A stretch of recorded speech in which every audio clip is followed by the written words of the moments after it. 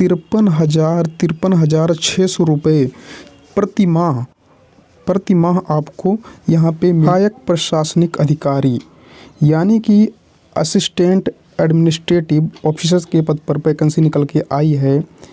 यहाँ पे जो हम लोग बात करेंगे अभी रिक्तियों की, यानी कि कितने पोस्ट हैं इस वैकेंसी में, तो यहाँ पे रिक्तियों की कुल संख्या 300 पोस्ट हैं।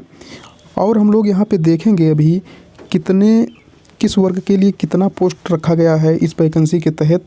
तो आइए हम लोग देखते हैं। यहाँ पे देखिए जो यहाँ पे दिया गया है वैकेंसियों का जो डिटेल आप सबको। अनुसूचित जाति के लिए 46 पोस्ट है, कुल 50 पोस्ट है। अनुसूचित जनजाति के लिए यानी एसटी के लिए कुल मिला के 27 पोस्ट है।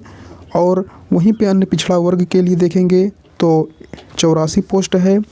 ईडब्ल्यूएस के लिए 27 पोस्ट निकल के आ रही है। और देखेंगे हम जो है कि ये अनारक्षित वर्ग यानी कि अनरिजर्व कैटेगरी के जनरल वालों के लिए टोटल पोस्ट 112 पोस्ट निकल के आ रही है। टोटल जो पोस्ट देखेंगे यहाँ पे कुल मिला के 300 पोस्ट आप सबको इस वैकेंसी में देखने को मिलेगी। सबसे पहले हम लोग यहाँ पे देखेंगे कि इसकी शर्तें क्या है, पात्रता क्या है, कौन इसमें फॉर्म अप्लाई कर सकता है, कौन फॉर्म नहीं अप्लाई कर सकता। तो यहाँ पे हम लोग सबसे पहले देखेंगे आयु को लेकर, यानी कि एज को लेकर कितने एज वाले इस फॉर्म को अप्लाई कर सकते हैं। तो यहाँ पे सबसे पहले जो दिया गया है 21 वर्ष मिनिमम एज होना चाहिए और 30 वर्ष अधिकतम एज होना चाहिए।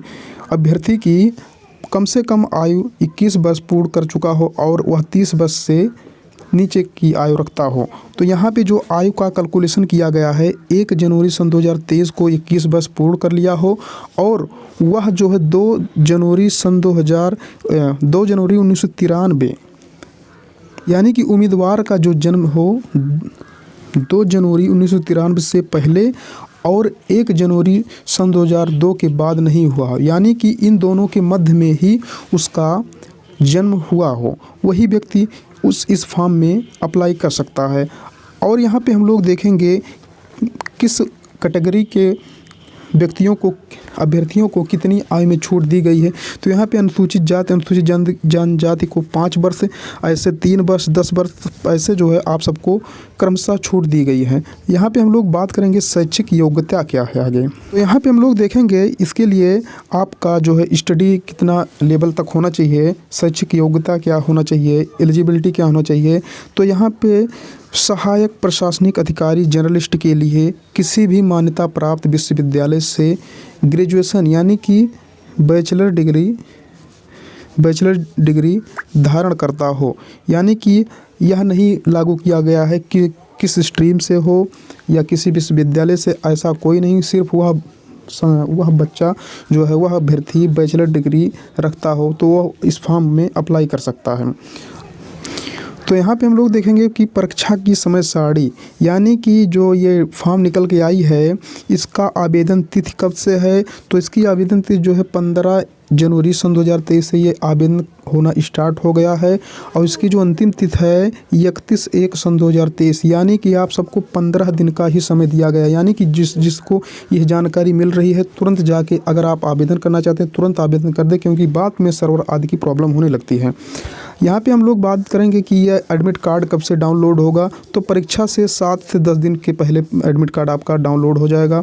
यहाँ पे दो तरीके के परीक्षाएं होंगी, यानी कि प्रारंभिक परीक्षा और मुख्य परीक्षा। यहाँ यानी कि आप सबको चयन के लिए 2 परीक्षा देना पड़ेगा। तो प्रारंभिक परीक्षा के लिए लगभग ये फरवरी में होगा, 17/2/2023 और 20/2/2023 के मध्य होगा प्रारंभिक परीक्षा आप सबका। और वहीं पे जो मुख्य परीक्षा है 18 मार्च सन 2023 को क्लियर है एकदम कि आपका 18 मार्च सन 2023 को मुख्य परीक्षा होने वाली है।